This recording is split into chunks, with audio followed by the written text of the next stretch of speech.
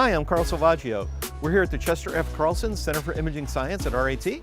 Today, we're going to take a look at the small unmanned aerial systems laboratory. We call it the Drone Lab.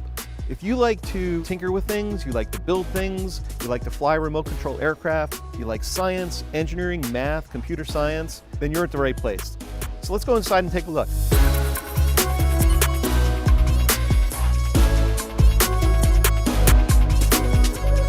This is one of a dozen different workspaces here in the Center for Imaging Science. In here, our students build the imaging systems that go onto our drones. These imaging systems collect video footage and aerial images in ways that you've never seen before. We use these imaging systems to collect data that we use in precision agriculture, in climate change studies, and even for national defense. So how do we do that? We give our students a challenge. We tell them build something with the right kind of camera to solve a particular problem.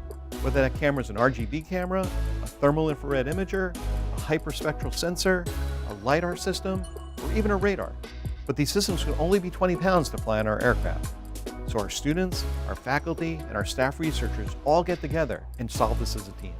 Students who love math, engineering, physics, computer science, artificial intelligence, but most importantly, solving problems, have a great future in imaging science.